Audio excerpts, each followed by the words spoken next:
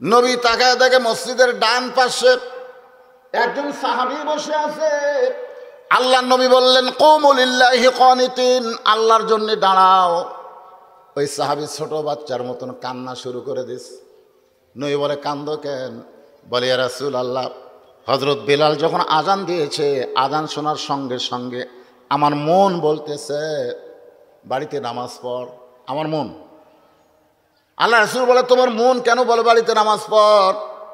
সাহাবী বলতেছে, আজকে 3 দিন হয়ে না খাওয়ার কারণে আমার দেহটা এত দুর্বল হয়ে গেছে, আমি দাঁড়াবার চাই কিন্তু আমার মাথা ঘুরমি দেয়। আমি দাঁড়াবার চাই কিন্তু মাথা কি করে, চক্কর মারে। এই জন্যই আমি বসা বসা নামাজ আদায় করতে চাই। আল্লাহ রাসূল ওই সাহাবীর 3 দিন না খাওয়ার কথা শুনে, 3 দিন না খাওয়ার কথা শুনে আল্লাহর নবী বললেন, ওসমান। নবী ওসমানকে ডাক দিলেন। ওসমান গনি বললেন, লব্বাইক ইয়া রাসূলুল্লাহ।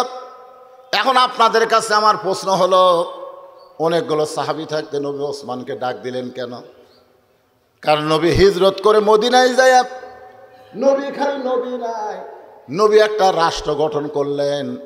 সে রাষ্ট্রের ধর্মমন্ত্রী হলেন আবু বকর, সেই রাষ্ট্রের আইনমন্ত্রী হলেন হযরত ওমর, সেই রাষ্ট্রের অর্থমন্ত্রী হলেন ওসমান গনি, সেই রাষ্ট্রের শিক্ষামন্ত্রী হলেন হযরত আলী। জোরে কর সুবহানাল্লাহ। আপনারা কি মনে করছেন মক্কার 13 বছর নবী কলেমার দাওয়াত দেয়, মুসলমান হজে মাত্র 320 জন, আর হিজরত করে মদিনার 8 বছর 10,000 সাহাবী নিয়ে নবী মক্কা বিজয় করেছেন।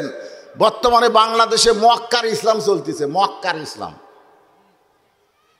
মদিনার ইসলাম 8 বছরে 10,000 নিয়ে গোটা মক্কা বিজয়।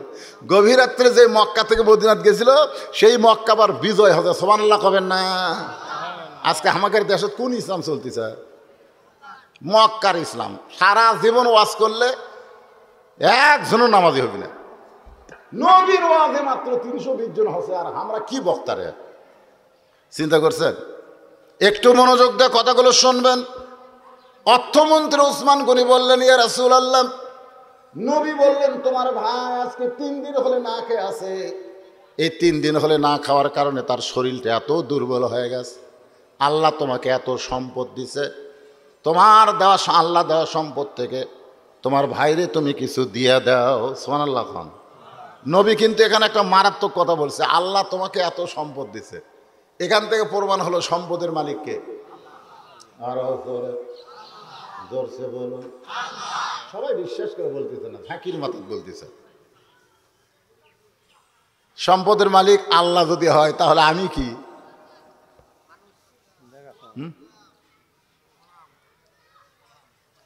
এগুলো কি ধারাবাতের মতন সুন্দর সুন্দর করে দেখাচ্ছে। হুজুর দেখতেছেন না ওই সাইটে, ওটা সব আমার হুজুর। লোকদের নাম কি? আশহাদু আল্লা ইলাহা ইল্লাল্লাহ। শাহাদত না? এই আঙ্গুলের নাম কি? শাহাদত আঙ্গুল, সাক্ষী দিচ্ছে। ওই যে দেখতেছেন হুজুর, ওটা আমার। ওই সাইডে যে দেখতেছেন ওটাও আমার। ওর পিছনে ওই সাইড যা দেখতেছেন আমার বাপ চাচার।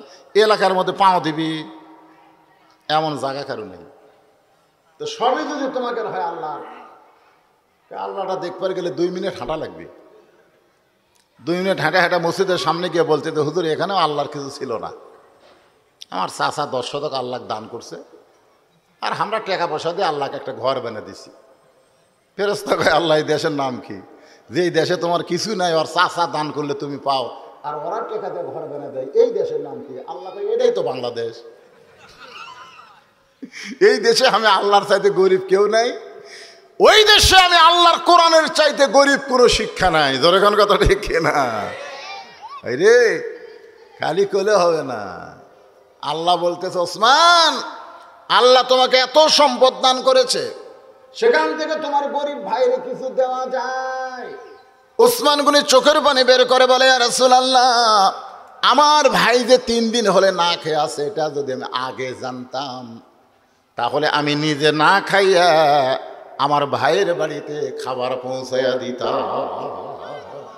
আপনারা বলেন তো, অর্থমন্ত্রী যে কথা কইছে, লিমা তাকুলু মালা তাফআলুন, তার মুখের কথার সাথে আমলের মিল আছে? আছে? আজকে আমাদের নেতারা কিন্তু বলবে গরিবের বন্ধু, সমাজসেবক, জনদরদী। মুখ দিয়ে যা কয় কর্মের সাথে মিল আছে। ওসমান গনি বলতেছে আমার ভাই 3 দিন হলে না খেয়ে আছে, এটা যদি আমি আগে জানতাম আমি নিজে না খাইয়া আমার ভাইয়ের বাড়িতে খাবার পৌঁছাই দিত। কথা কি ঠিক? আচ্ছা, তার একটা জীবনে থেকে একটা ঘটনা আপনাদের শোনাই, তাহলে বুঝবেন কথাটা কেমন ঠিক।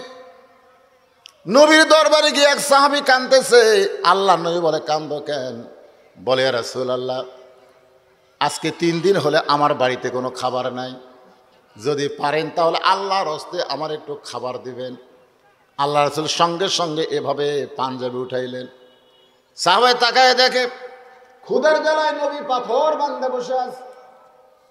সাহাবী বললেন ইয়া রাসূলুল্লাহ, আমার চাইতে আপনি বেশি ক্ষুধার্ত, অথচ আপনার কাছে আমি খাবার চাইছি। আল্লাহ রাসূল বললেন আম্মা সাইলা ফালা তানহার, সাইলকারীকে খালি খালি ফিরান যায় না। বলে হুজুর আপনি কি দিবেন? বলে আমি দিবার না পারলে কি হবে, ওসমানের কাছে যাও। কার কাছে যাও? অর্থমন্ত্রী ওসমানের দরবারে গিয়ে দেখে সন্ধ্যার সময় ঘরে বাতি জ্বলতেছে, বাতির আলো একটু বেশি। ওসমান গনি সলতা টাইনা টাইনা আলো কমাইতেছে। গরিব মনে মনে কয় এর চাইতে বেশি আলো আমার ঘরত জ্বলে, এমন কৃপণের কৃপণ, আমারে কি দিবে? নবীর দরবারে গিয়ে বলে রাসূলুল্লাহ আপনি দিবার পারেন না ঠিক আছে, কিন্তু এমন কৃপণের কাছে আমারে কেন পাঠাইলেন? আল্লাহ রাসূল কইছে তোমার অভাবের কথা কি তাকে বলছো? বলে বলার পরিবেশ পাইনি, আবার যাও। পরদিন সকালবেলায় গরিব সাহেব ওসমান গনির দরবারে গিয়ে দেখে ওসমান গনি যে বালিশ মাথায় দিয়ে ঘুম পাড়ছে, ওই বালিশ ফাইটা তুলিয়া ঘরের মধ্যে পড়ে গেছে। পুরে না ওয়ার তো তুলিয়া ফাটিয়া পড়ে গেছে। ওসমান গনি তুলাগুলো খুঁটায় খুঁটায় বালিশের খোলের মধ্যে ঢুকায়। গরিব মনে মনে কয় এর চাইতে বেশি তুলে যদি আমার ঘরত পড়ে সামটা দিয়ে ঝাড় দিব, আমি খুঁটিয়া খুঁটা কোনোদিন খোলের মধ্যে তুলব না। এইটা এমন কৃপণী, আমার কি দাম করবে? নবীর দরবারে গিয়ে বলে রাসূলুল্লাহ আপনি দিবার পারবেন না ঠিক আছে, কিন্তু বারবার এমন কৃপণের কাছে আমারে কেন পাঠান? রাসূল বলে তুমি কি তোমার অভাবের কথা কইছো? বলে হুজুর পরিবেশ দেখে বলার টাইম পাইনি, আবার যাও। নবীর কথা মতো পরদিন সকালবেলা আবার গরিব সাহেব ওসমানের দরবারে গিয়ে দেখে ওসমান গনি খালি গায়ে বসে আছে, খালি গায়ে। গরিব সাহেব একটু দূর থেকে তাকায় দেখে তার কোলের মধ্যে একটা পাঞ্জাবি, সেই পাঞ্জাবি হালকা করে দেখে কয়েক জায়গায় ছিঁড়ে গেছে। ওসমান গনি ছিঁড়া জায়গাটা সেলাই করবে, কিন্তু শুয়ের মধ্যে সুতা ঢুকাবার পারতেছে না। চোখের পাওয়ার কমে গেছে, কারণ গোটা কোরআন শরীফ সর্বপ্রথম যিনি হাতে লিখেছেন তার নাম হলো ওসমান গনি। সুবহানাল্লাহ।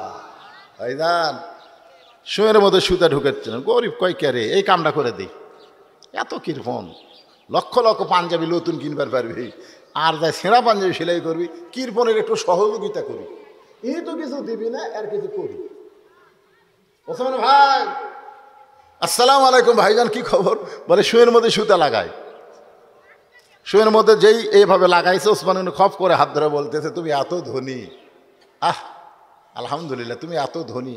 গরিব কই আর কি মারা ধনী আমি? কই চোখের দিক দিয়ে তুমি আমার চাইতে ধনী, চোখের দিক দিয়ে তুমি আমার চাইতে কি ধনী? আজকে আপনারা ধনী নির্ণয় করেন কি দিয়ে? বিল্ডিং দিয়ে, বিল্ডিং দিয়ে টাকা দিয়ে। দেখবেন বিল্ডিং আলার টাকা আলার শান্তি নাই একটা অটো ভ্যান আলার চাইতে। জোরে কোন কথা ঠিক কিনা? বিশ্বাস না করলে আপনি তদন্ত করে দেখেন। বিল্ডিং বাড়িতে খালি ঝগড়া হয়, বউ স্বামীর খালি ঝগড়া। স্বামী বইয়ের অত্যাচারে বাড়িতে থাকে না, হোটেলে যায়। বেটা একটা R15 পাইয়া কখন কার সাথে ভেজা যায় তার ঠিক নেই, বেরিয়ে চলে একটা ভ্যান আলার সাথে প্রেম করে। এই কি শান্তিতে আছে ওরা, বুঝলেন? ঘুমের বড়ি খেয়ে ঘুম পাড়ে, তাও ঘুম ধরে না। একদিন আগে অটো মানে ব্যাটারি ডাউন হয়ে গেছে অটো ভ্যানের, এখন বিল্ডিংয়ের দরজার সামনেই ঘুম পাড়তেছে, যাওয়ার পারতেছে না, কি করবে?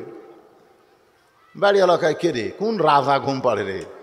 ওই ঘুমের বড়ি খেয়ে আর ঘুম ধরে না, কিন্তু অটো ভ্যানওয়ালা ঘুম পাড়তেছে। একটু মনোযোগ দিয়ে শুনবেন, শান্তি দেওয়ার মালিক কে? দরকার কে? তুমি বড় ধনী, আমার শুয়ের মধ্যে সুতা ঢুকাইয়া দিলে। গরিব বলতেছে ওসমান ভাই হাতটা ছেড়ে দেন। ওসমান বলতেছে এত বড় উপকার করলাম, শুয়ের মধ্যে সুতা ঢুকে পাঞ্জাবি সেলাই করার উপকার করে দিলে, এর বিনিময়ে তুমি কি চাও? এর বিনিময়ে তুমি কি চাও? গরিব বলতে হাতটা ছেড়ে দেন, এটাই হচ্ছে বিনিময়। ওসমান বলে ম্যানেজার দৌড়েছে, বলে হুজুর খবর কি? বলে আমার শুয়ের মধ্যে সুতা ঢুকাই আমার ছেঁড়া পাঞ্জাবি সেলাই করার সুযোগ করে দিল, এর বিনিময়ে একে 100টা উট দিয়া দাও। গরিব বলে হুজুর কি কম, সামান্য শুয়ের মধ্যে সুতা ঢুকাই 100 উট দিবেন? ওসমান বলে ম্যানেজার 200 উট দিয়া দাও। গরিব বলে হুজুর কি কন, সামান্য শুয়ের মধ্যে সুতা ঢুকাই দিয়া আমার 200টা উট দিবেন? ওসমান বলে ম্যানেজার ওই ফার্মে কত উট আছে? বলে 2000-এর বেশি হবে। বলে সব আমার ভাইক দিয়ে দাও। গরিব জোরহাত করে বলে হুজুর আর বাড়াবেন না, সামান্য শুয়ের মধ্যে সুতা ঢুকাইলে আপনি 2000 উট দিবেন, তাহলে 3বার কি দেখলাম? বলে 3বার তুমি কি দেখছো? প্রথম দেখলাম আলো বেশি, সলতা টাইনা আলো কমাইলেন, তারপরে দেখলাম খোলফাইটা বালুস তুলা পড়ে গেছে, আপনি সেই তুলা খোলের মধ্যে ঢুকাইলেন, তারপরে দেখলাম ছেঁড়া পাঞ্জাবি সেলাই করতেছেন। ওসমান কান্দের বলে পাগল রে, তুমি যেই 3টা দেখছো এই 3টার নাম হলো দুনিয়া, আর যেইটা তোমারে দিলাম এইটার নাম হলো আখেরা। তোমারে যে 2000 উট দিলাম এটা হলো আখেরাত। আর আমার ঘরের আলো কমান, দুনিয়াতে আলোর কি দরকার? আলোর কি দরকার? আজকে আমার মা যদি মারা যায়, কবরের মধ্যে কি আলো থাকবে? কতক্ষণ আলো থাকবে? এই দুনিয়াতে আলোর কোনো জায়গা নেই, দরকার নাই। এই দুনিয়ার আরামের বালিশের কোনো দরকার নাই, এই দুনিয়াতে ভালো পাঞ্জাবির কোনো দরকার নাই। তোমার যে দিলাম এইটা হলো আখেরাত। ওসমান হলো আখেরাতের কাঙ্গাল, আল্লাহ আখেরাতে যেন ওসমানকে দিয়ে দেয়। এমন অর্থমন্ত্রী বলতেছে যে আমার ভাই 3 দিন হলে না খেয়ে আছে, এটা যদি আমি আগে জানতাম নিজে না খাইয়া আমার ভাইয়ের বাড়িতে খাবার পৌঁছাইতাম। আল্লাহ রাসূল বলেন এই সাহেব, আজকে বসে বসে নামাজ পড়ো। আজকে কি করো? বসে বসে নামাজ পড়ো। 3 দিন হলে না খাওয়া মানুষকে সিয়ারের কথা, আমি তো বসে নামাজ পড়া যাবি, শুয়ে থেকে নামাজ পড়া যাবি, সিয়ারের কথা আপত্তি করছি, আবার তার মনে করেন না। রাসূল বললেন তাহলে বসে বসে নামাজ পড়ো। নামাজ শেষ করে ওসমানের কাছে যাইও, ওসমান তোমাকে এমন দেওয়া দিবে তোমার আর কোনো দিন না খেয়ে থাকা লাগবে। সাহাবী ছোট বাচ্চার মতন কাঁদতেছে। আল্লাহ রাসূলকে কান্দো কেন? বলে কান্দার কারণ হলো ইয়া রাসূলুল্লাহ ইয়াকা নাবুদু ওয়া ইয়াকা নাস্তাইন। ইমান আমাকে শিক্ষা দিয়েছে দরকার হলে না খাইয়া খাইয়া মরে যাব। আমি না খাইয়াছি এটা ওসমান না জানলেও, আপনি না জানলেও আল্লাহ জানে। কথা কন না কেন? কথা কন। আমি যে 3 দিন হলে না খাওয়া, এটা কি ওসমানও জানার লাগবে কে? আমি তো প্রত্যেক দিন প্রত্যেক রাকাতে পড়তেছি ইয়াকা নাবুদু ওয়া ইয়াকা নাস্তাইন, আল্লাহ তোমার গোলামি করি, তোমার সাহায্য চাই। আমি তো সবসময় বলতেছি যতক্ষণ আমার ঈমান বলবে, শোনেন নামাজ পড়া ঈমান কি হয় দেখেন, যতক্ষণ আমার ঈমান বলবে আল্লাহ আমাকে খাওয়াবে, আল্লাহ আমাকে দিবে, ততক্ষণ পর্যন্ত আমি না খাইয়া খাইয়া মরে যাব, কিন্তু আল্লাহ ছাড়া ওসমানের দরজাত আমি যাব না। ঈমান কিন্তু বুঝলেন? রাসূল বলতেছে নামাজ পড়া যাও ওসমানের কাছে, আর এই বেটা রাসূলক মনে হয় তালিম দিচ্ছে। এই 6টা সিজার করে একসাথে উঠলো কে?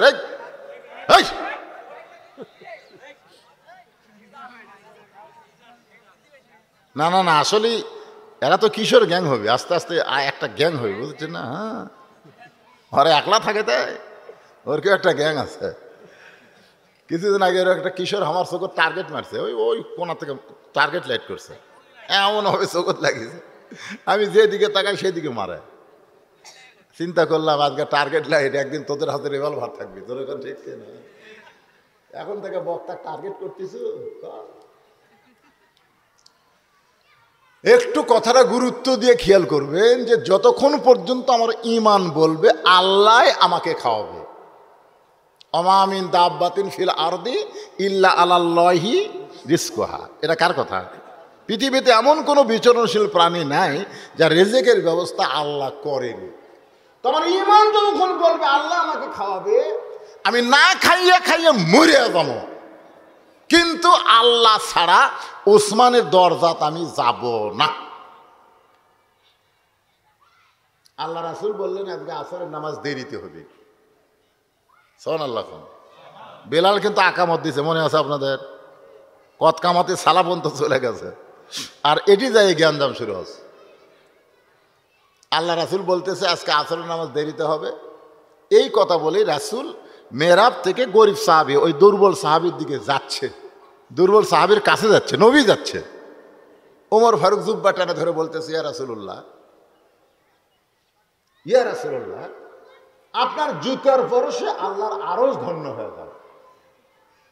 আপনি লাইলাতুল মেরাজে জুতার পরশে আল্লাহর আরশ ধন্য হয়ে যায়, আর আপনি এই দুর্বলের কাছে যাবেন কেন? কেন আমাকে হুকুম করেন, অক্সাং ধোলা করে আপনার কাছে নিয়ে আসতেছি।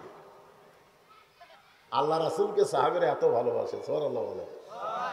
আল্লাহ রাসূল বলল, ওমর, তোমার দুই চোখ দিয়ে তুমি যাকে দুর্বল দেখতেছো, আসলে ওটা দুর্বল নয়, বরং তুমি তৃতীয় চোখ দিয়ে দেখো। এই দুই চোখ দিয়ে লয়, আর একটা চোখ আছে। ইত্তাকু ফিরাসাতাল মুমিনিনা ফাইন্নাহু ইয়ানজুরু বিনূরিল্লাহ। আজকে বাংলাদেশের মুমিনদের তৃতীয় চোখ নাই। তৃতীয় চোখ যদি আমাদের থাকতো, তাহলে আজকে আমরা এক মুহূর্তের জন্য, একটা সেকেন্ডের জন্য বাতিলের সঙ্গে আপোষ করতাম না। বাতিলের সঙ্গে আপোষ করতেই যদি আপনি মরে যান, আপনি জাহান্নামে হবেন। জোরে করার কথা ঠিক কিনা? আর হকের পক্ষে থাকতে গিয়ে যদি আপনি মারা যান, আপনি শহীদ হয়ে যাবেন।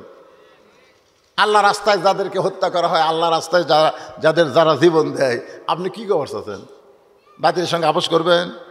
উকিল খালি বলতেছে যে আপনি রাষ্ট্রপতির কাছে একটা দরখাস্ত লেখেন, রাষ্ট্রপতি দয়া করে যদি আপনাকে মাফ করে, আপনার ফাঁসির দণ্ড কার্যকর হবে না।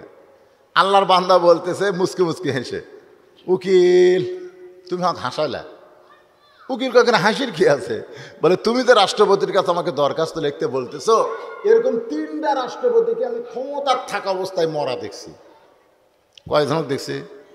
বঙ্গবন্ধু শেখ মুজিবুর রহমান, জিয়াউর রহমান, জিল্লুর রহমান, যারা ক্ষমতার থাকতে নিজেই মরে যায়। তাদের কাছে জীবন ভিক্ষা কোনো মুসলমান ইমান থাকা অবস্থায় চাবে না। ধরে কোন কথা ঠিক কথা কর না, আচ্ছা জীবন ভিক্ষা চাইলো কিন্তু রাষ্ট্রপতি সেটা গ্রহণ করলো না, তাহলে ওই লোকটা ফাঁসি দেওয়ার পরে করে দেবে। আল্লাহ কই কিরে, কার কাছে আগে জীবন ভিক্ষা চাইছো? তুই মরার আগে মুশরিক হয়ে মরছিল।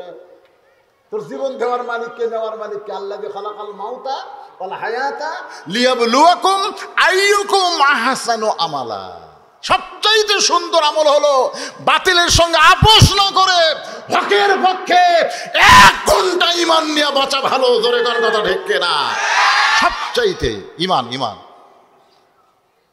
যতই চেষ্টা করেন আপনি বাতিলের সাথে আপোষ করে চলছেন, আর খ্রিস্টানের সাথে করেন, আর ভারতের সাথে করেন, আর আমেরিকার সাথে করেন, আপনি বাঁচতে পারবেন না। মাইকেল জ্যাকসন বাঁচার জন্য কি চেষ্টা করলো? 10টা ডাক্তার ছিল, বিশেষজ্ঞ ডাক্তার, রগের ডাক্তার, রক্তের ডাক্তার, মাথার ডাক্তার, কিডনি ডাক্তার, হার্টের ডাক্তার, এরকম 10টা ডাক্তার। 150 বছর বাঁচবে। মনে বড় আশা, টাকা আছে তো।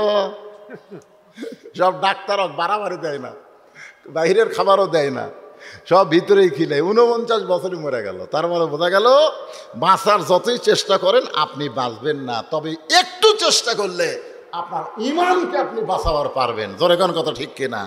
এখন আপনারা বলেন দরকার হলে জীবন দিব, ঈমান বাঁচাবো। কারা কারা এই কথাই রাজি? 2 হাত তুলে আমার আল্লাহকে একটু দেখান।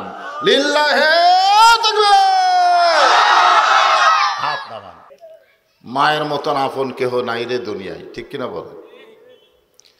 আল্লাহ কোরআনে বলেন, ওয়াসাইনাল ইনসানা বিওয়ালিদাইহি ইহসানান হামালাতুহু উম্মুহু। এখানে উম্মুহু শব্দের অর্থ হলো তোমাদের মা। একবার মুসা আলাইহিস সালাম আল্লাহর কাছে বললেন, আল্লাহর সঙ্গে কথা বলার অভ্যাস আছে তো মুসা আলাইহিস সালামের, সরাসরি ডাইরেক্ট। জোরে কর সুবহানাল্লাহ। তো বললেন, আল্লাহ আমার সঙ্গে জান্নাতে কে থাকবে? আমি একজন জলিল কদর পয়গম্বর, আমার সঙ্গে জান্নাতে কে থাকবে? তো আল্লাহ বললেন, অমুক বাজারের একজন কসাই, অমুক বাজারের একটা কি কষায়।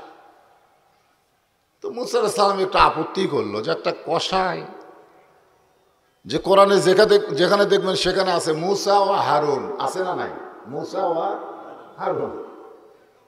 তো যে হারুন দুনিয়াতে সবসময় আমার সঙ্গে থাকে, আমারই ভাই, ওরে একটু আমার সঙ্গে রাখলে কেমন হয়? আল্লাহ বললেন, মুসা তুমি জানবার চাইছো, এই জন্যই তোমাকে জানালাম। মুসা সাল্লাম চিন্তা করলেন যে একটা কষায়, কষায় বলতে আপনারা কি বোঝেন? হ্যাঁ, যারা গরু টরু জব করে গোস্ত বিক্রি করে। আমাদের এলাকার এক কষায়ের মেয়ে দাওরা পাস, এই চক লোকমান মহিলা মাদ্রাসা থেকে দাওরা পাস করছে।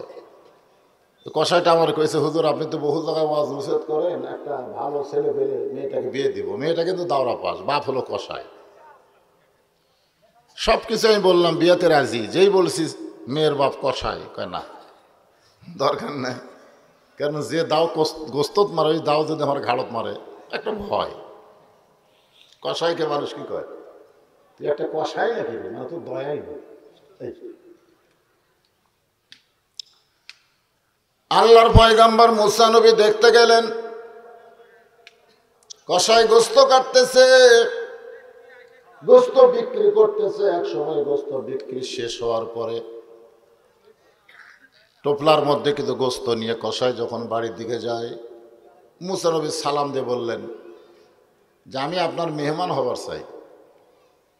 কষাই বলতেছে, গোস্তর টুকরা টোপলা দিকে লাভ নাই, তুমি গোস্তর টোপলার দিকে মনে করছো যে গোস্ত দিয়ে তোমার মেহমানদারি করবো?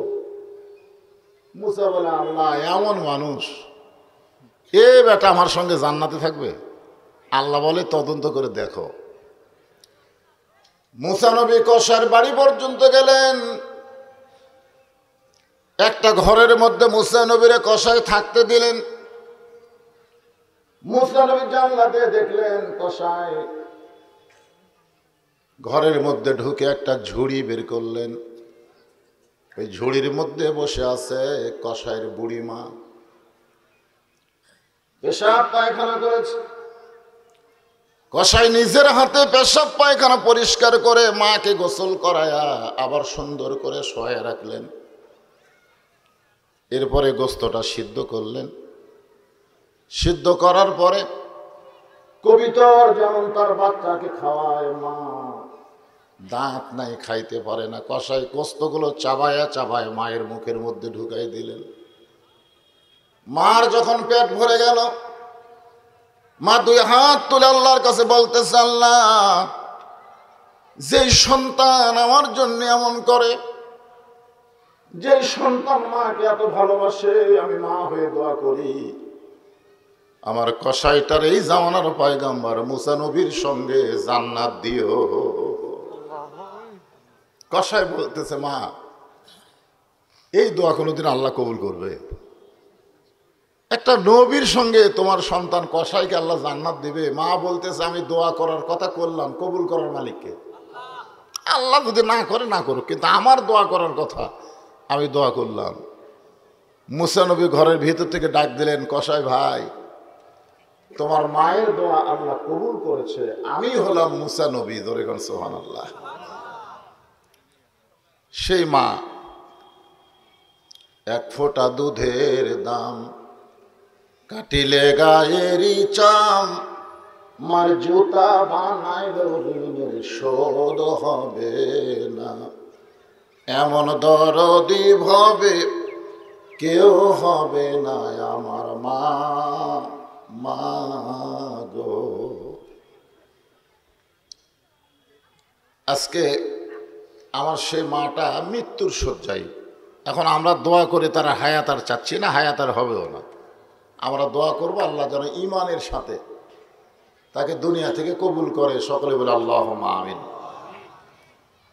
যে আল্লাহ দয়া করে রহম করে দিনের সমস্ত কর্ম ব্যস্ততাকে উপেক্ষা করে আজকের এই জান্নাতের বাগানে কবুল করলেন, আমরা সে আল্লাহর উপরে খুশি না বেজার?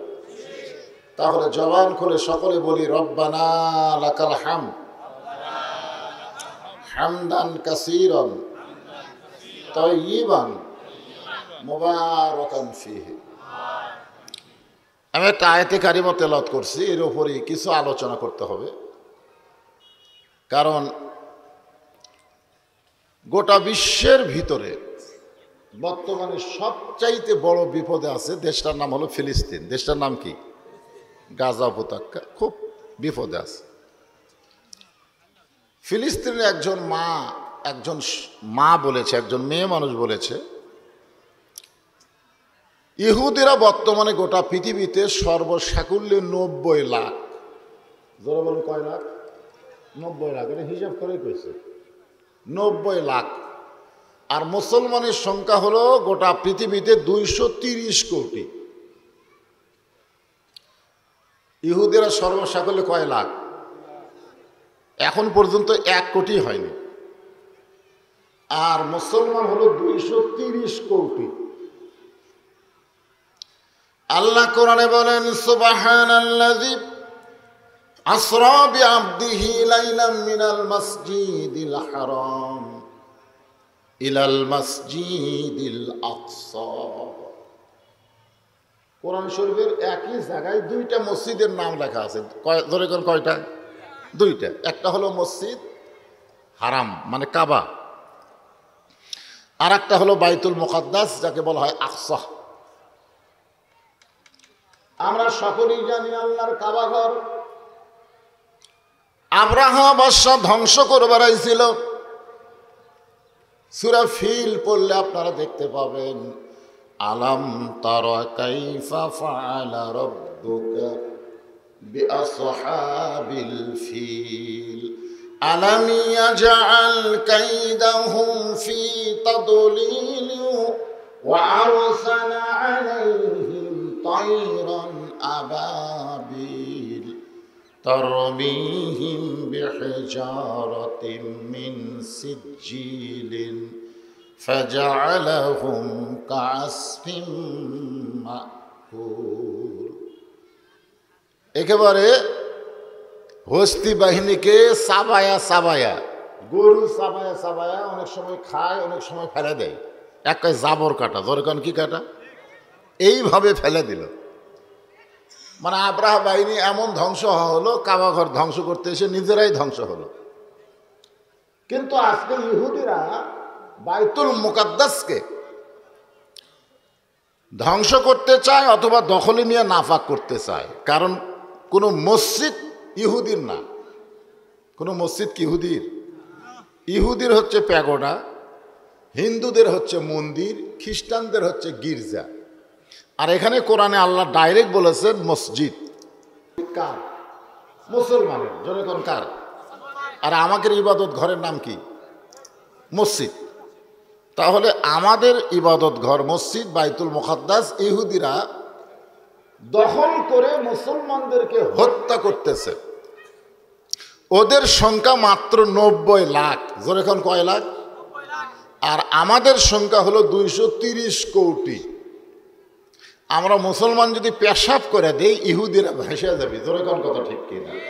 কিন্তু আজকে সেই মুসলমানেরাই মার খাচ্ছে। কারণ কি? কারণ আছে না নাই? কারণ কিন্তু আছে। আপনার মনে করতেছেন যে আজকে ফিলিস্তিনদের হত্যা করতেছে, করুক, অসুবিধা কি? সৌদি আরব চিন্তা করতেছে আমাকে তার কিছু হচ্ছে না। আমি তো কয়েকবার মক্কা মদিনাত গেছি, যাওয়ার পরে দেখছি আসলে ওখানে মোটামুটি আমেরিকানদের একটা প্রভাব শুরু হয়ে গেছে। সৌদি আরবে আমেরিকার প্রভাব প্রায় মুসলিম কান্ট্রিগুলো, রাশিয়া না হয় আমেরিকা, মাতব্বরি করতেছে। আমাদের বাংলাদেশে যেরকম বলে, বিএনপিরা চিন্তা করতেছে আমেরিকা যদি আমাদের পক্ষে থাকে তাহলে সামনে নির্বাচন হওয়া খুব কঠিন। আর আওয়ামী লীগ বলতেছে ভারত যদি আমাদের সাথে থাকে আমাকে ঠেকাইকে।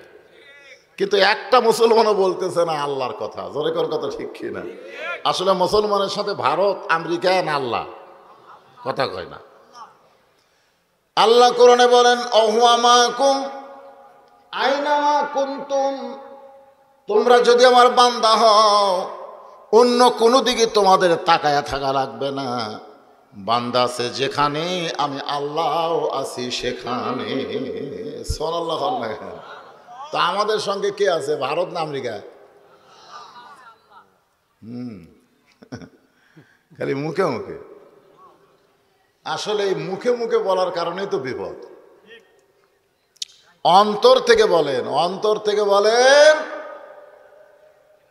কারণ চোর যতই শক্তিশালী হোক, বাড়িওয়ালা যদি পঙ্গু হয়, বাড়িওয়ালা তো পঙ্গু, পাও নাই হাতও নাই, চোর আমার মতন শক্তিশালী, যা কেবল দরজাত হাত দিছে চুরি করার নিয়তে, বাড়িওয়ালা কয় কে রে? আপনার বলেন তো, চোর যতই শক্তিশালী হোক উই কি আর ওখানে থাকবে? কারণ চোর যেটা করতেছে সেটা হলো অন্যায়, আর বাড়িওয়ালা যে হুমকি মারছে এটা হলো ন্যায়। আজকে মুসলমানের কাছে ন্যায় আছে না নাই? আল্লাহর কোরআনের হুমকি আমরা শয়তানদেরকে মারতে পারতেছি না, যার কারণেই তো মনে করতেছে চুরি করবার আইছে যে শরীর ভাই, আমি পঙ্গুরে, আমার কিছুই নাই, ওর হাতে ছুরি টুরি দেখা যায়, আসুক চুরি করুক। ইন্নাল্লাহ মা সাবিরিন, ধৈর্যশীলদের সঙ্গে আল্লাহ আছে। গোটা বাড়ি চুরি করে নিয়ে গেছে, একটা বড় কেড়েও কয়নি। আজকে বাংলাদেশের মুসলমানের অবস্থা হচ্ছে তাই, আমাদের সব কিছু বেঈমানেরা দখল করতেছে, অথচ আমরা কেড়ে শব্দটা উচ্চারণ করতে পারতেছি না। জোরের কথা ঠিক কিনা? আসে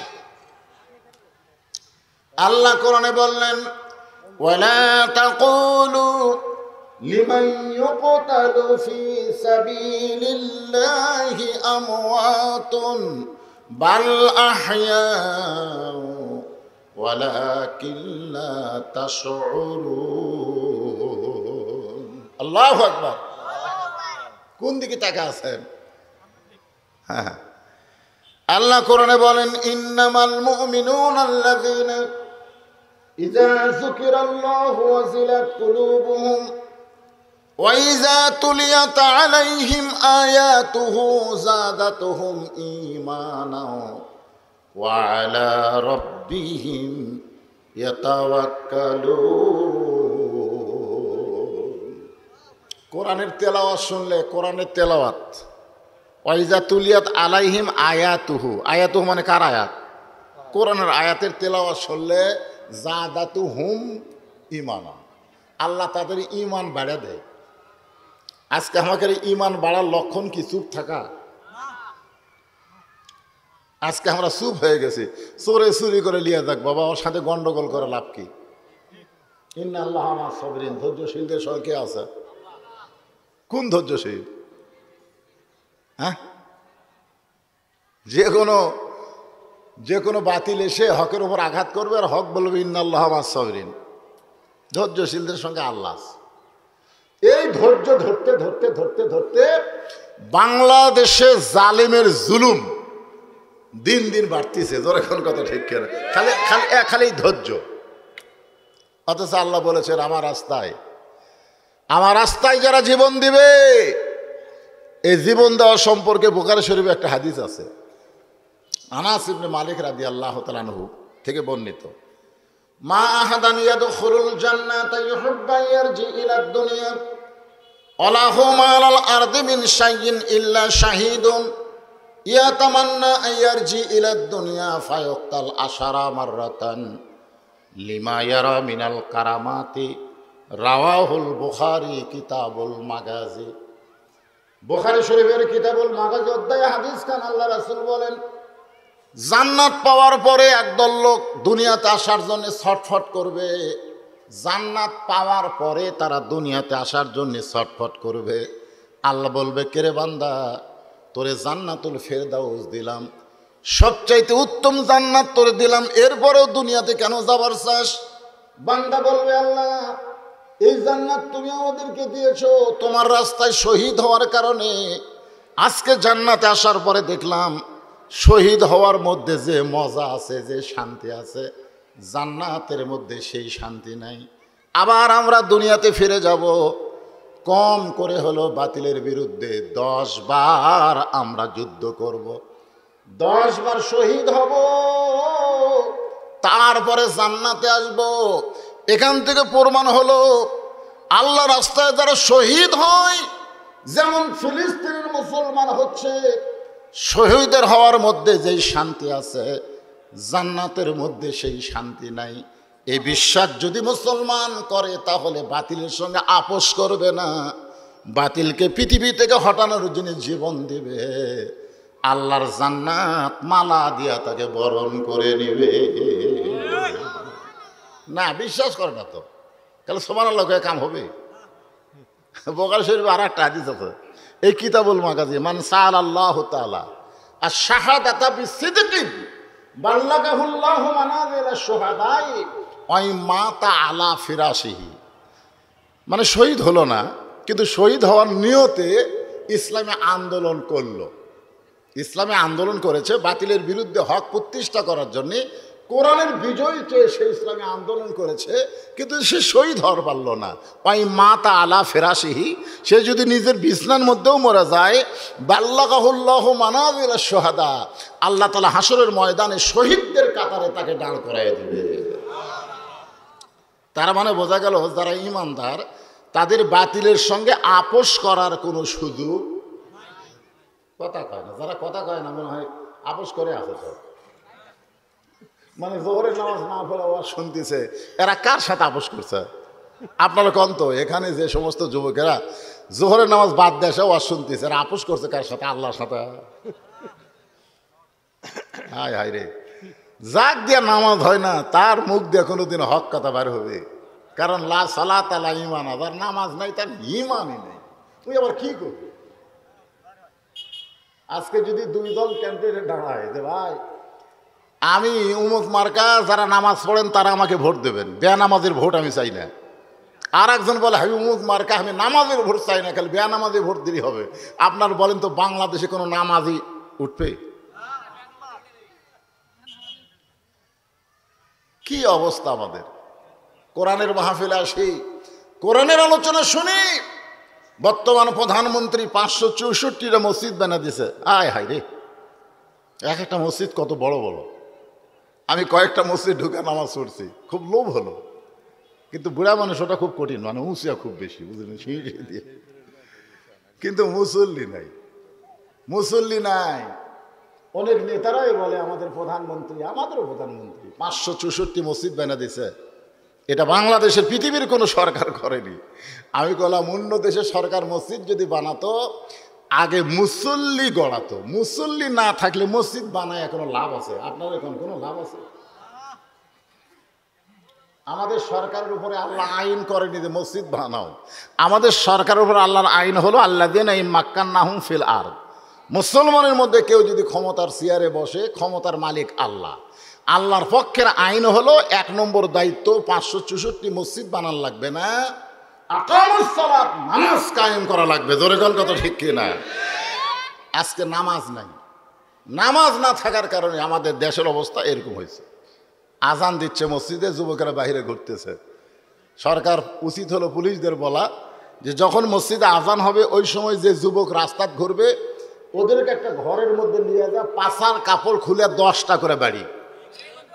কয়টা করে বাড়ি? কাপড়েও মারা হবে না, কাপড় খুলে নিয়ে ওই পাছার উপর 10টা করে বাড়ি।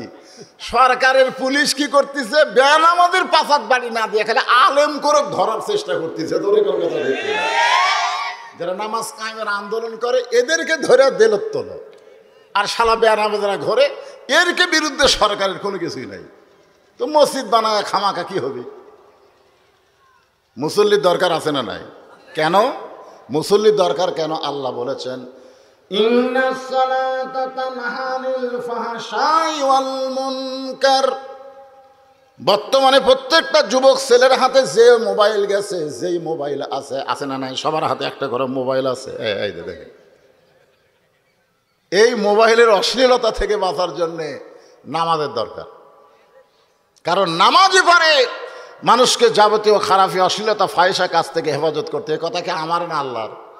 তাহলে আমাদের যুবকগুলো মেসি নেইমারের সাপোর্টার না হয়ে যদি আজকে ফিলিস্তিনের মুসলমানের সাপোর্টার হতো। আমাদের যুবকরা তো জানে না যে মেসি ইসরায়েলকে কত টাকা দিছে, নেইমার ইসরায়েলকে কত টাকা দিছে। আমাদের যুবকেরা তো জানে না। এর আসসালাতু খায়রুন নাম শোনার সময় ঘুম পড়ে, আর তার 3টা পর্যন্ত মেসির খেলা দেখে। জোরে করে কথা ঠিক কিনা? এই যুবকদেরকে জানার লাগবে তো যে মেসির খেলা দেখতেছো। এই মেসি ফিলিস্তিনি মুসলমানকে হত্যা করার জন্য ইসরায়েলকে কত টাকা দেয়? আজ থেকে বা 3টা পর্যন্ত খেলা দেখে, কিভাবে গোল করলো, কিভাবে পাস করলো। আর আজান যখন মুয়াজ্জিন দিল তখন বেটা ঘুম পাড়ে। আল্লাহ বলেছেন, আমার রাস্তায় যাদেরকে হত্যা করা হবে তোমরা তাদেরকে মৃত্যু বলো না, বরং তারা জীবিত। অলা কিল্লা তাশউরুন, তোমাদের সাধারণ মাথা এটা বুঝবার পারে না। হয়তো আপনারা বলবেন, হুজুর এই আয়াত দিয়ে আপনি আমাদের কি বোঝাবার চাচ্ছেন? এই আয়াত দিয়ে যেটা বোঝাবার চাচ্ছি তার 1 নম্বর যে কথাটা আসতেছে, আল্লাহ রাস্তায় সবাই কিন্তু জীবন দিবে না। বেঈমান কোনোদিন আল্লাহ রাস্তায় আসবে না। জোরে কোন কথা ঠিক কি না? তাহলে আল্লাহ রাস্তায় জীবন দিবার গেলে আগে আমাদের কিসের দরকার? ইমানের দরকার। জোরে কোন কিসের দরকার? ইমানটা যদি রক্ষা করতে চাই তাহলে যে আমলটা করা লাগবে সে আমলটার নাম হলো নামাজ। আমলটার নাম কি? নামাজ। আমার বাবাজিরা, ভাইজানেরা, নামাজ, এই নামাজ সম্পর্কে বহু কথাই কোরআনে এবং হাদিসে আছে, এবং মরার পরে এই নামাজ সম্পর্কে প্রথম প্রশ্ন করা হবে। জোরে কোন কথা ঠিক কিনা? প্রথম প্রশ্নই হবে নামাজ। আল্লাহ কোরআনে বললেন, অকরনা ফি বুয়ুতিকুন্না ওয়ালা তাবাররুজনা তাবাররুজাল জাহিলিয়াতিল উলা। এখন আসেন, আল্লাহ রাস্তায় জীবন দিবার গেলে 1 নম্বর আমাদের কি লাগবে? ইমান লাগবে রে। ইমান, ইমান, ইমান, ইমান। আজকে আমাদের অনেকের কাছে, আমার কাছেও হতে পারে, আপনাদের কাছেও হতে পারে, অনেকের কাছে ইমানের চাইতে জীবনের গুরুত্ব বেশি। কিন্তু সত্যিকার অর্থে আপনারা বলেন তো, আপনি যতই চেষ্টা করেন আপনি কি আপনার জীবন বাঁচাবার পারবেন? যেই জীবনের গুরুত্ব দিয়ে আপনি বাতিলের সঙ্গে আপোষ করে বসে আছেন, যেই জীবনের গুরুত্ব দিয়ে আপনি পুলিশ ধরার থেকে গোপনে পলায় পলায় আছেন, এ তো পুলিশ ধরার জন্য গোপনে পলায় থাকা কিসের গুরুত্ব? ইমানের না জীবনের? জীবনের। কিন্তু যে জায়গা পলে আছেন, যদি আল্লাহ হুকুম করে যারা আজরাইল যা ধরে লে আই, তখন আজরাইল যদি পুলিশের শুরুতে আসে, আপনি কবেন কে ভাই এইরকম লুকিয়ে আছে, তাও তোরা কিভাবে টের পেলি? তখন বলে, ভাই পুলিশের পোশাক পরছি রে, আমি আসলে পুলিশ না, আমি বললাম আজরাইল। হায় হায় হায় হায়, বলে হায় হায় কি রে? কই পুলিশ ধরার চিন্তা করতে করতে আজরাইল ধরার চিন্তাই আমার নাই রে। আসলে পুলিশ ধরার চিন্তা এত মাথার ঢুকেছে, আজরাইল যে ধরবি এই চিন্তার নেই। যদি আমাদের ঈমান থাকতো, আমরা চোর না, ডাকাত না, বাটপার না, পুলিশের বাবারও ক্ষমতা নেই আমাদেরকে গ্রেফতার করতে। জোরে কার কথা ঠিক কিনা? কিন্তু যার মতো তাই পলায়, যার মতো তাই পলায়। ভালো মানুষগুলো একত্র হয়ে বসে থাকেন তো পুলিশ আসে নাকি? ইমানের বলে বলিয়ান হওয়া লাগবে, তাই বলায়। ভালো মানুষ কয়, আরে বাবা, এই যে আল্লাহ রাস্তায় জীবন দিবার গেলে যাদেরকে আল্লাহ বলছে তোমরা মৃত্যু না, সাধারণ মানুষ এটা বোঝে না, তার থাকা লাগবে 1 নম্বর ইমান। ধরে কেন 1 নম্বর কি? কথা কয় না কেন? এই ইমানটা অর্জন হয় নামাজের মাধ্যমে। জোরে কেন কিসের মাধ্যমে? বাইনাল আবদি ওয়াল কুফরি তরকুস সালাত। বান্দার কাফের মধ্যে পৃথক করার জিনিসটার নামই হলো নামাজ। যে নামাজ পড়ে সে হলো আল্লাহর বান্দা। আল্লাহ কোরআনে বলেছেন, ফাদখুলি ফি ইবাদি ওয়াদখুলি জান্নাতি। যে জান্নাতে যাবার চায় তাকে কি হওয়া লাগবে? বান্দা হওয়া লাগবে। জোরে কোন কি হওয়া লাগবে? আর বান্দা করার ইবাদতের নাম কি? নামাজ। বাইনাল আবদি অল কুফুরি, বান্দা আর কাফের এর মধ্যে পৃথক করার জিনিস কি? তোর নামাজ। তো এখন ইমান অর্জন করতে গেলে 1 নম্বর নামাজ। আর নামাজ পড়লে কেমন ইমান হয়? কোনো ব্যক্তি যদি নামাজ ধরে তার ইমানটা কেমন হয় এটা বোঝানোর জন্য বলতেছি। আসরের নামাজ। জোরে কোন কিসের নামাজ? হযরত বেলাল আকামত দিয়েছে, আল্লাহর নবী মেহরাবের মধ্যে ঢুকেছেন। নবী ততক্ষণ পর্যন্ত কিবলামুখী হয় না যতক্ষণ পর্যন্ত মুসল্লিরা কাতার সোজা না করে। আমাকে ইমাম তো মসজিদ ঢুকে আকামত শুরু হওয়ার সময় কিন্তু কিবলামুখী হয়ে খাড়া হয়ে থাকে। ধরে কোন ঠিক কিনা? কিন্তু আল্লাহ রাসূল ততক্ষণ পর্যন্ত কিবলামুখী হয় না যতক্ষণ পর্যন্ত মুসল্লিরা কাতার সোজা না করে, কাতারের মধ্যে ফাঁক ফুঁক বন্ধ না করে, ততক্ষণ পর্যন্ত নবী কিবলামুখী হয় না। নবী তো খালি নবী না, নবী হলেন ইমাম। সুবহানাল্লাহ। কম ইমাম মানে কি খালি মসজিদের ইমাম না, সমাজেরও ইমাম? এ কথা হয় না কেন? সব জায়গার ইমাম। দেখা যাচ্ছে আওয়ামী লীগ, বিএনপি, জাতীয় পার্টি এরা তিনজন এসে গন্ডগোল লাগাছে। আওয়ামী লীগ কয় আমরা থাকবো সামনে কাতারে, বিএনপি কয় আমরা ভোটের না হয় দাঁড়ায়নি কিন্তু বড় দল রে আমরা দ্বিতীয় কাতারে, জাতীয় পার্টি কয় কোনো মতে আমরা বিরোধী দলত আছি, মানে কোনো মতে আমরা থাকবো 3 নম্বরে। আর জামাত ইসলাম কয় ভাই আমাকে তোরা যেটি থুবু সেটি আছি, কেন আমরা যুদ্ধ অপরাধী, ওরা আছে 4 নম্বরে। এইরকম করে মসজিদ আপনারা দেখছেন? কথা কন দেখছেন? কোন দিন দেখেন না? কি জন্যে? মসজিদের ইমাম আল্লাহর নবী বলেছেন আবু বকরের কাছে বেলাল, কালোর কাছে ফর্সা, ফর্সার কাছে কালো, ধনীর কাছে গরিব, গরিবের কাছে ধনী, পাও ফাটা পাও তেল তেলা, সব কাতারবদ্ধ হও। ধরে কোন ঠিক কিনা?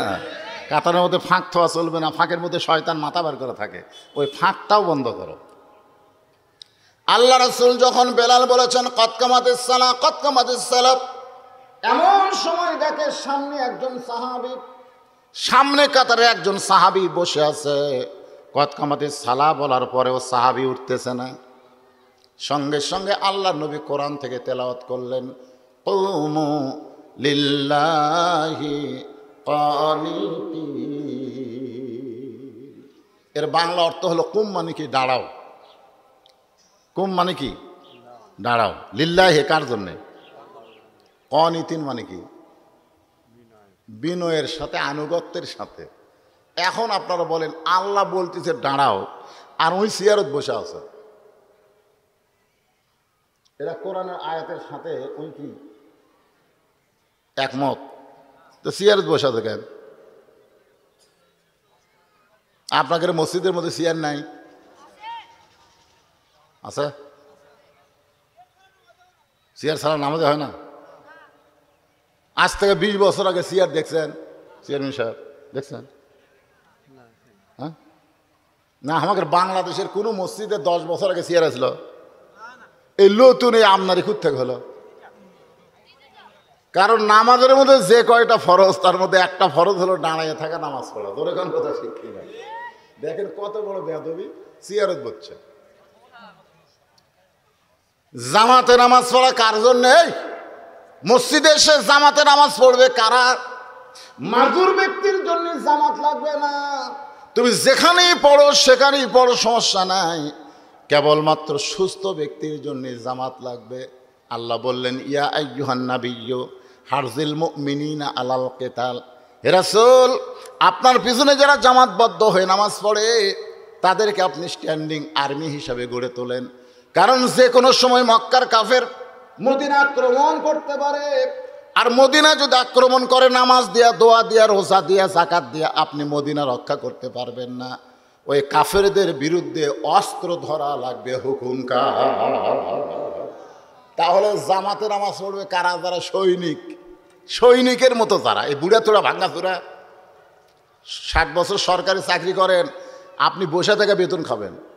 60 বছর পরে আপনি মসজিদে কেন জামাতে যাওয়া লাগবে? আপনি 60 বছর পর্যন্ত যৌবন বয়সে 5 ওয়াক্ত নামাজ জামাত আদায় করছেন, বুড়া বয়সে নামাজ যদি নাও পড়বার পারেন আল্লাহ পেনশনের সব দিবি। তোরে কথা কর না কেন? সরকারের চাইতে আল্লাহর দয়া কম না বেশি? অনেক বেশি। ও জুয়ান বয়সে 420 করছে আর বুড়া বয়সে সিএলএ মসজিদত গেছে, ইয়ার কি মারবার। ওয়ালা তাকুলু লিমান ইউকতালু ফি সাবিলিল্লাহি আমওয়াতুন বাল আহইয়াউ ওয়ালাকিন লা তাশউরুন। আল্লাহু আকবার। আল্লাহ রাসূল বলল ওমর, মনে আছে না ভুলে গেছেন? ওমর খালি 2 চোখ দিয়ে দেখো না, 2 চোখ দিয়ে তুমি দেখতেছো দুর্বল সাহাবী। ইয়ানজুরু বি নূরিল্লাহ, নূরের দৃষ্টিতে নজর করে দেখো তো। এই ওয়াজ শোনা শেষ, ওয়াজ শোনাই শেষ, চোখ বন্ধ করছে। আমার দিকে খেয়াল করেন, চোখ দুটো বন্ধ করেন না। এই ছেলেরা, এই মাস্তানি তো ভালোই মারছে, 2টা চোখ বন্ধ করে তো দেখা যায়, যায় না? আসলে তোমাকে 3 নম্বর চোখ নাই, আমরা ছোটবেলায় পড়ছি একে চন্দ্র, দুয়ে পক্ষ, তিনে নিত্র। নিত্র মানে চোখ। একে চন্দ্র, চন্দ্র একটা, দুই পক্ষ আলো পক্ষ আর কৃষ্ণ পক্ষ, আর তিনটা হলো চোখ। আমাদের চোখ হলো দুটো। আমাদের চোখ কয়টা? দুটো। আর একটা চোখ আছে, খোলা লাগবে। অন্তর চোখ কি দিয়ে খুলবে? লিকুল্লি শাইইন সেকালাতুন আর সেকালাতুল কুলুবি যিকরুল্লাহ। এই জিকির মানে আল্লাহ, এই জিকির না। ইন্না নাহনু নাযালনা যিকরা ওয়া ইন্না লাহু লাহাফিজুন। এই যে কোরআনের তাফসীর শুনতেছেন, কোরআনের ওয়াজ শুনতেছেন, ভাইজান অন্তরের চক্ষু খুলে একবার নজর করে দেখেন, আপনার ব্যাংকে যেগুলো টাকা আপনি রাখছেন। এই শোনেন, আমার মা কিছু টাকা তার আছে। আমি কিন্তু আমার মায়ের নামে এতিমখানা করছি। আপনার মিডিয়ার ব্যক্তিরা জান, এরা যায়, ওরা কিছু আমার মাদ্রাসার দানও করে, আলহামদুলিল্লাহ। তো মায়ের নামে করছি এতিমখানা, আর বাবার নামে করছি আপনার ওই হাফেজি মাদ্রাসা, আর মহিলা খাতুনে জান্নাত একটা মহিলা মাদ্রাসা করছি। সব আল্লাহ রহমত চলতেছে, আলহামদুলিল্লাহ, আপনাকে দোয়ায়। তার মা বলে, বাবা আমি মরে গেলে এই টাকাগুলো মাদ্রাসা দিও। তাই মাকে বললাম, মা তুমি একটা অন্তর চোখ দিয়ে একবার দেখো তো, তুমি মরে গেলে এই টাকা মাদ্রাসাতে আমি 100 না আমরা 4 ভাই। তো কয়বারে তাই তো রে, তুমি মনে করতেছ তুমি মরে যাওয়ার সাথে সাথে এই টাকা মাদ্রাসা যাবি না 4 ভাই নিবি? কথা কন না কেন? অন্তরে চক্ষু দিয়ে তাকায় দেখেন ব্যাংকের টাকা। আর এখন যদি আপনাদের কাছে একটা রুমাল গামছা দেওয়া হয়, সেই গামছার মধ্যে যে টাকা, গামছার মধ্যে যেই টাকা দিবেন, এই টাকাটা যাবে জান্নাতের ব্যাংকে। আর দুনিয়াতে কামাই করে যেটা রাখছেন সেটা হলো ইসলামী ব্যাংকে বা জনতা ব্যাংকে। যে ব্যাংকে রাখেন, আপনি মরে যাওয়ার সঙ্গে সঙ্গে ওই ব্যাংকের টাকা নিয়ে লুটপাট হয়ে যাবে। আর যেইটা দুনিয়াতে আপনি দান করবেন, আল্লাহ রাস্তায় দিয়ে যাবেন, অন্তর চক্ষু দিয়ে দেখেন, ওই টাকাটা আপনার জন্য জান্নাতের একটা ওসিলা হয়ে যাবে।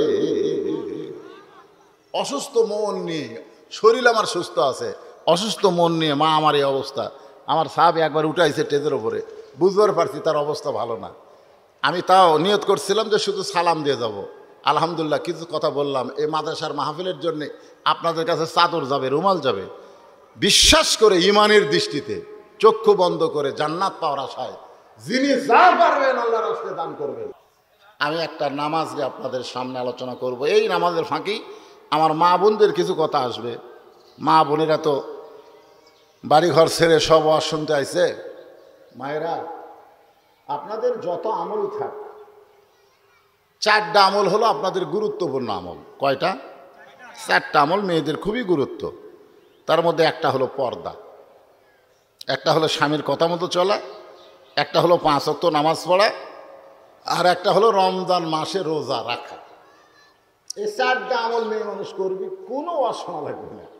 তাহলে 4টা আমল করলে 8টা জান্নাত আল্লাহ দিয়ে দিবি। জোরে কেন সুবহানাল্লাহ। খাদিজাতুল কুবরা আল্লাহ রাসূলের হাত ধরে বলতেছি, ইয়া রাসূলুল্লাহ, যে কোনো সময় তো আমার মরণ হবে, তা আমি মরি যখন যাব, আমার যদি খুশির কোনো খবর আছে? আল্লাহ রাসূল বলতেছে, খাদিজা কি খুশির খবর আপনি শুনবেন? বলে, মরার আগে একটা খবর দেন, যে খবরটা শুনে আমি যেন খুশি মতো মরবার পারি। আল্লাহ রাসূল বলে, খাদিজা, এই দুনিয়াতে 10 জন পুরুষকে আল্লাহ জান্নাতের সার্টিফিকেট দিছে। কয়জন? 10 জন নারীকেও আল্লাহ জান্নাতের সার্টিফিকেট দিছে। পুরুষের মধ্যে 1 নম্বর হলো আবু বকর, আর নারীদের মধ্যে 1 নম্বর হলো খাদিজাতুল কুবরা। সুবহানাল্লাহ। কন্যা খাদিজা আমাদের কে হয়? মাও হয় রে, উম্মাহাতুল মুমিনিন, সমস্ত মুমিনদের মা। ইসলামকে স্বাবলম্বী করার জন্য, এই যে ইসলাম নিয়ে আমরা আজকে আসি দুনিয়াতে, ইসলাম প্রতিষ্ঠার ব্যাপারে, স্বাবলম্বী করার ব্যাপারে খাদিজা হলো 1 নম্বর। জোরে করে সুবহানাল্লাহ। যতগুলো সম্পদ ছিল সব আল্লাহ রাস্তায় উনি দিয়ে দিয়েছেন ইসলামের জন্য। আমাদের মা খাদিজা জান্নাতের কয় নম্বর? 1 নম্বর।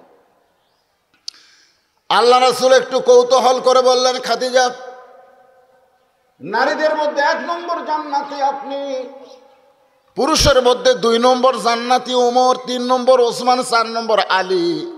এখন নারীদের মধ্যে 2 নম্বর কে হলে ভালো হয়? মানে রাসূল একটু রহস্য করে বলতেছে।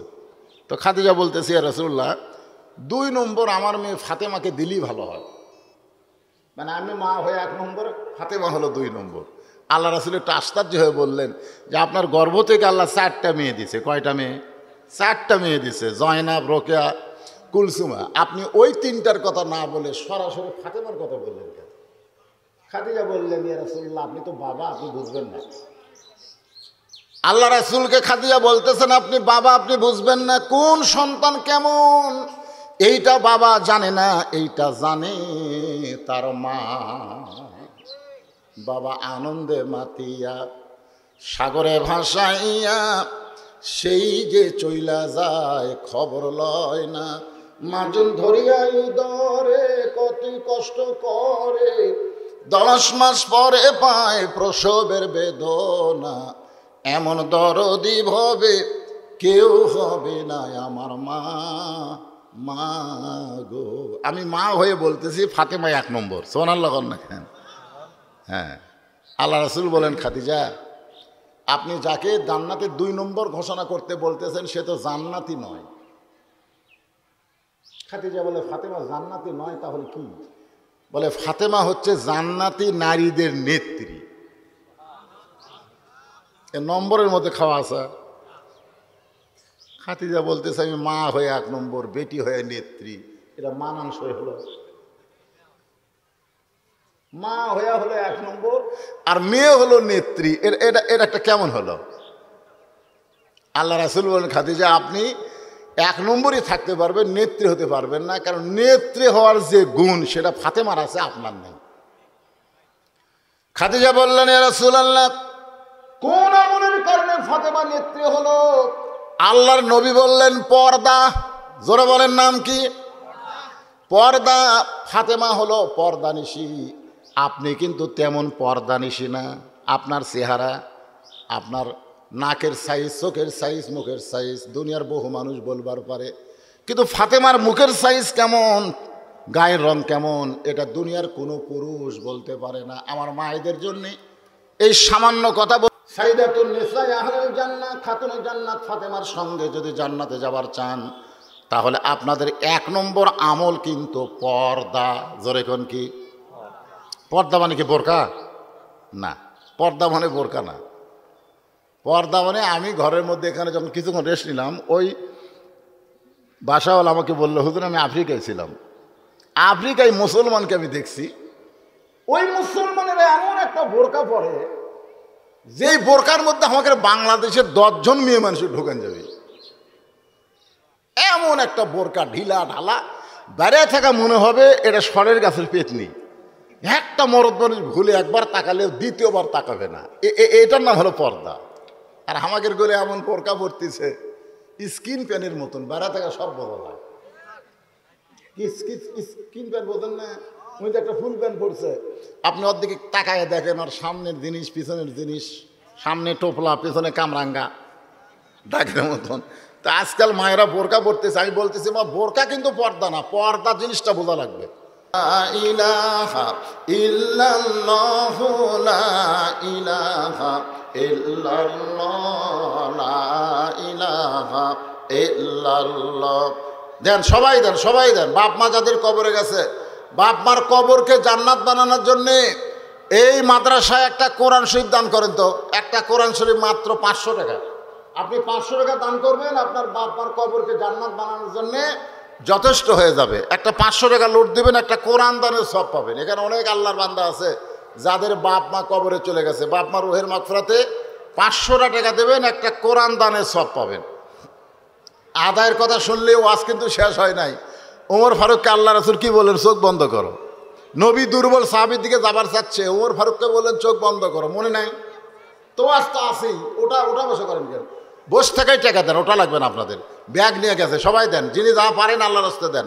আমার মায়েরা প্রাণ খুশি করে দান করবেন, আমি দোয়া করে দেব। মা খাদিজার সঙ্গে যেন আল্লাহ পাক আপনাদের জান্নাত দেয়। সর্বপ্রথম ইসলামের জন্য খাদিজা দান করেছে, আবার সর্বপ্রথম নবীর হাতে খাদিজাই ঈমান গ্রহণ করেছে। আল্লাহ রাসূল বললেন, খাদিজা আপনি আমার বিবি হয়ে আমাকে নবী বলে স্বীকার করলেন। আল্লাহ রাসূলের কথায় খাদিজা বলে, রাসূলুল্লাহ আপনাকে অনেক আগে আমি নবী বলে বিশ্বাস করেছি, কিন্তু আজকে নবুয়তের স্বীকারোক্তি দিলাম, কারণ আপনার ভিতরেও যা বাহিরেও তাই। আল্লাহ তাআলা কোরআনে আয়াত নাজিল করলেন, লাকাদ কানা লাকুম ফি রাসূলিল্লাহি উসওয়াতুন হাসানা। মাশাআল্লাহ, বাপমার রুহের মাগফিরাতে দুইটা কোরআন বাবদ 500-500 টাকা দুইজন ব্যক্তি কোরআন শরীফ বাবদ দান করেছে। আল্লাহ তোমার নবীর মাদ্রাসায় একটা কোরআন শরীফ বাবদ 500 টাকা যে দান করলো, যে নিয়তে দান করলো, আল্লাহ তার নেক নিয়ত নেক আশাকে আল্লাহ আপনি কবুল করেন। বাপ মা যদি কবরে যায়, বাপ মার কবরকে জান্নাতের টুকরা বানায় দেয়। এই কতগুলো লোক আসে যায়, এই তো শুনবার আসলো, আবার টাকা চাইলে উঠে চলে গেল, মনে করতেছে এইভাবেই এদের জীবন যাবে, এইভাবেই যাওয়া আসার মধ্যে দিয়ে জীবন আসলেই তাই চলতে পথে। বাপ মার জন্য দোয়া চাই। কোরআন শরীফ বাবদ 500 টাকা দান করছে, আল্লাহ কবুল করেন। আর একজন কোরআন বাবদ 500 টাকা দান করছে, আল্লাহ কবুল করেন। চলতে পথে 2 দিন থামিলাম, যাবার কালে একজন আরো দেখা না পাইলাম। ও আমার সাদের মালা যাই রে ছিঁড়ে, রইব না আর বেশি দিন তোদের মাজারে। এ যাওয়া আসা, আসতেছে যাচ্ছে, এরে খেলতাম আসা। 2 কান্দের 2 ফেরেশতা বলতেছে, রে তোর যে শয়তানি স্বভাব, তুই কোরআনের মাহফিল ওয়াজ শুনিস, টাকা চাইলেই উঠিস, তোর কান্দ তো আমার থাকবারই মন চায় না। এই কথাগুলো শোনেন, ফেরেশতা আছে না নাই? ফেরেশতার রাগ নাই, তুই যে শয়তান রে, তাহলে আল্লাহ থাকবার কষে দেখে আমি থাকতেছি। তোর এটা একটা স্বভাব হলো, তুই ওয়াজ শোনার সময় শুনলি, টাকা চাইলে উঠলি, তুই একটা মানুষ খেরে, তুই মানব রূপী শয়তান রে। কিন্তু তোর কান্দ আমরা আছি বড় বেকায়দা। ধরে কর কি কায়দা, কথা কান না গায়ে। তোমার 2 কান্দে 2 মোহরি, লিখিতেছেন ডায়েরি, দলিল দেখে রায় দিবে, টাকা পয়সার নাই কারবার। সবাই বলেন আছেন আমার মুক্তার, আছেন আমার বারিস্টার, শেষ বিচারের হাইকোর্টেতে তিনি আমায় করবেন পার। আমি পাপী রাসূল জাবিন্দার, মনের ঘরে তালা দিয়া। কি লেখছে? আজকের মাহফিলের সম্মানিত সভাপতি আলহাজ দবিরউদ্দিন যদিও আসে নাই, মাদ্রাসার জন্য 5000 টাকা দান করেছে, আল্লাহ তার দানকে কবুল করেন। মাদ্রাসার এক ছাত্র 100 টাকা দান করছে, আল্লাহ কবুল করেন। আল্লাহ যিনি যে নিয়তে দান করতেছে, আল্লাহ সকলের নেক নিয়ত নেক আশাকে আল্লাহ আপনি কবুল। মাদ্রাসার জন্য দান করা লাগবে না, এই তো মাহফিল করছে, এই মাহফিলের জন্য। অনেকে আবার চিন্তা করতেছে দাখিলি মাদ্রাসা তো দান না, আপনারা যে মাহফিলের জন্য, কোরআনের জন্য, মহব্বতে যিনি যা পারবেন দান করবেন। সেদিন আজকের মাহফিলের প্রধান অতিথি জনাব মোহাম্মদ মমিনুর রহমান ময়েন। উনি গেল কোথায়? উনি নগদে 10, বাকি 10, মোট 20,000 টাকা ধরে বলেন মারহাবা। উনি বিশিষ্ট ব্যবসায়ী, আমরা দোয়া করব আল্লাহ যেন তার ব্যবসার মধ্যে বরকত দিয়ে দেয়, ধরে কোন আমিন। ওমর ফারুক চক্ষু বন্ধ করলেন, আল্লাহ নবী বললেন নজর করো। ওমর ফারুক দুর্বল সাহাবীর দিকে নজর করলেন, ইয়ানজুরু বিনুরিল্লাহ। চোখ বন্ধ করে নজর করতে গেলে সূর্যের আলো লাগে না, চন্দ্রের আলো লাগে না, বাতির আলো লাগে না। আল্লাহ নূরের সাহায্যে সে শুধু দুনিয়া না, আল্লাহর আরশ পর্যন্ত দেখার ক্ষমতা রাখে। যালিকা ফাদলুল্লাহি ইউতিহি মান ইয়াশা, আল্লাহু যুল ফাদলিল আযীম। আল্লাহ কাউকে কাউকে এরকম বিশেষ ক্ষমতা দেয়। যেরকম এটা সুলাইমান আলাইহিস সালামের ঘটনার মধ্যে আছে। আসাব ইবনে বারখিয়া একটা জিন বললো না যে বিলকিস রানী এখানে আসার আগেই, আসার আগেই এই সিংহাসনটা আমার কাছে কে আনতে পারবা? তো একটা জিন বললো আমি পারবো, আমি পারবো। তো সুলাইমান নবী বললেন কত সময় লাগবে? বলে আপনি সিংহাসন থেকে উঠবেন আর বসবেন, কয়েক হাজার মাইল দূরের সিংহাসন সুলাইমান নবীর কাছে আনবে, খালি উঠবেন আর বসবেন। তখন মানুষেরা বললো হায়রে আল্লাহ জিনকে কত শক্তি দিছে। তখন আসাব ইবনে বারকি একজন মানুষ বললো ওটা বসাতে অনেক টাইম, খালি নবী চোখ খুলবে আর বন্ধ করবে আর খুলবে, এর পূর্বে সিংহাসন চলে আসবে। চোখ বন্ধ করবে সিংহাসন কিভাবে কিভাবে? আল্লাহ বলেছে যালিকা ফাদলুল্লাহি ইউতিহি মান ইয়াশা, আল্লাহু যুল ফাদলিল আযীম। কতগুলো বিশেষ ব্যক্তিকে আল্লাহ বিশেষ ক্ষমতা দান করে, সুবহানাল্লাহ বলেন। শাহানা কোরআনের জন্য 500 টাকা দান করছে। এটা বাকি না লগত রে? এটা কি দিল লগত? বাকি পাওয়া যাবে বাকি।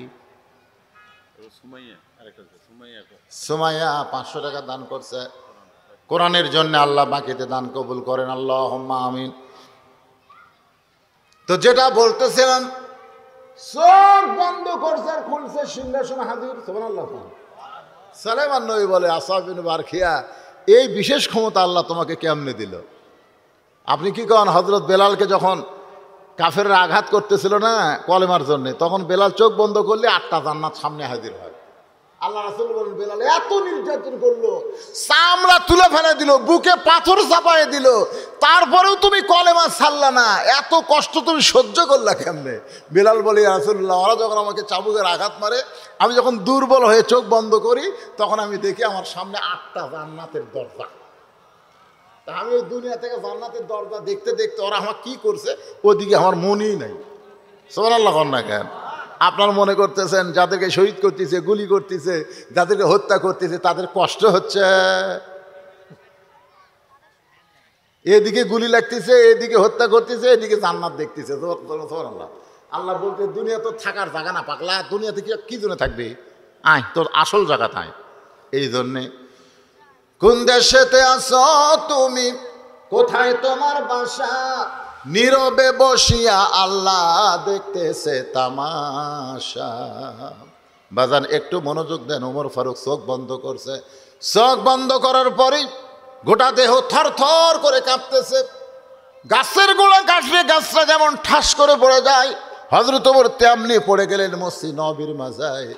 সমস্ত সাহাবীরা বলতেছে, ইয়া রাসূলুল্লাহ, ওমর ফারুক এইভাবে পড়ে গেল, আমরা কি করব? রাসূল বললেন, কিছুই করো না, আল্লাহ ওমরের হুঁশ ফিরাইয়া দিবে। জোরে কান সুবহানাল্লাহ। ওমর ফারুক যখন হুঁশ ফিরাইল, রাসূল বললেন, ওমর কি দেখলা যে এটা দেখার পরে তুমি থরথর করে এমনভাবে পড়ে গেলা? ওমর ফারুক বলে, ইয়া রাসূলুল্লাহ, নূরের নজরে তাকায় দেখি ওই দুর্বল ব্যক্তির ঈমান এত পাওয়ারফুল, গোটা পৃথিবীর বাতিল যদি তার সঙ্গে লড়াই লাগে, ওর ঈমানের কাছে বাতিল পরাজিত হবে। দরকার সুবহানাল্লাহ। আজকে আমাদের ঈমান লাগবে ভাইজান। হাফিজুর রহমান তাজপুর 500 টাকা দান করছে। আল্লাহ হাফিজুরের দানকে আল্লাহ আপনি কবুল করেন। জোরে বল আল্লাহুম্মা আমিন। ও মাহফিল তো গত রাত্রে হয়ে গেছে, ইসালে সব তবারকের ব্যবস্থা হচ্ছে, আদায় মাদায় সব হচ্ছে। আজকে শুধু যা উঠলো তাই। এখন আমি অসুস্থ মানুষ বাজান, মনটা খুবই অসুস্থ, মায়ের জন্য মন কান্দে, ওয়াজ হয় না। বহু নিয়ত করলাম, কিন্তু তারপরেও যা কইলাম আল্লাহ পাক আল্লাহ কবুল করুক, আল্লাহুম্মা আমিন। সকলে ইস্তেগফার পড়ে, আস্তাগফিরুল্লাহ রাব্বি মিন কুল্লি জামবি ওয়া তুবু ইলাইহি, লা হাওলা ওয়ালা কুওয়াতা ইল্লা বিল্লাহিল আলিয়্যিল আযীম। আল্লাহুম্মা সাল্লি আলা সাইয়্যিদিনা শাফিঈনা নাবিয়িনা মাওলানা মুহাম্মদ ওয়া আলা আলিহি ওয়া সাহাবিহি ওয়া বারাকা সাল্লিম। মহাসেন আল্লাহ তোমার এক বান্দা 500 টাকা দান করছে, আল্লাহ দানকে কবুল করেন। আপনি কিছু বলুন ভাই? না, আচ্ছা, দোয়া করে দিলে। আল্লাহুম্মা আমিন। আল্লাহুম্মা আনতাস সালাম ওয়া মিনকাস সালাম, তাবারাকতা ইয়া যাল জালালি ওয়াল ইকরাম। আল্লাহ, মৃত্যুর দুয়ারে অসুস্থ আমার মা, যে কোনো মুহূর্তে দুনিয়া থেকে বিদায় নেবে, সে অবস্থা দেখে আজকের মাহফিলে চলে আসলাম। আল্লাহ গো, তোমার হাজারো বান্দা বান্দিরা দিনের সমস্ত কাজকামকে বাদ দিয়া আজকের জান্নাতের বাগানে উপস্থিত হইয়া ঈমান সম্পর্কে প্রথম থেকে শেষ পর্যন্ত ঈমান নিয়ে আমি আলোচনা করেছি। আল্লাহ মেহেরবানি করে আমাদের সকলকে হাকিকতের ঈমান দান করে দেয়। জীবন গ্রহণ করলে জীবনের মায়া হবে না, ঈমানের বড় মহব্বত হবে।